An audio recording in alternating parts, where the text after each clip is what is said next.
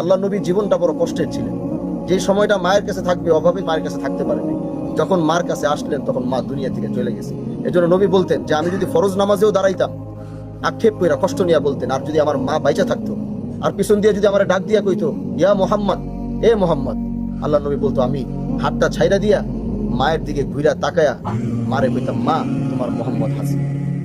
এজন্য আজ যে মা হারাইছে আসলে তারা জিনিসটা অনুভব করুন। এই মা বৃদ্ধ হইয়া প্যারালাইসিস হয়ে বিছানায় শুয়ে থাকলে অনেক মায়ের জবান বন্ধ হয়ে যায়। আমি আল্লাহর উপরে শপথ করে বলতে পারবো, যদি ওই মায়ের মনের কথাটা যদি আল্লাহ বুঝার তৌফিক দিত তাহলে আপনি শুনতেন ওই প্যারালাইসিস অবস্থায় ওই মা ওইখান থেকে আল্লাহর আরশের দিকে তাকায়া শুধু একটা কথাই বলতেছে, আল্লাহ তুমি আমার সন্তানটারে ভালো রেখো।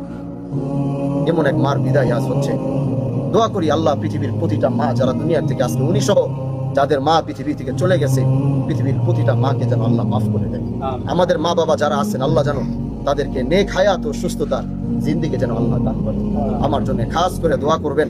আমি আপনাদের কাতার থেকে আপনাদের জায়গা থেকে আসছি, আপনাদের সাথে কাঁধে কাঁধ মিলিয়ে চলতে চাই।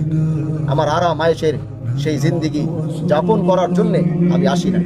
আপনাদের ভালোবাসা মোহাব্বত যেন সব সময় নিয়ে আপনাদের সাথেই চলতে পারি, আপনাদের সাথেই থাকতে পারি।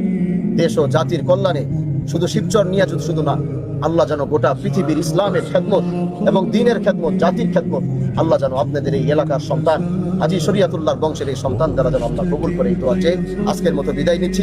আবার দেখা হবে ইনশাআল্লাহ। আসসালামু আলাইকুম ওয়া রাহমাতুল্লাহি ওয়া বারাকাতুহু। জানাজার নামাজ শুরু হয়েছে।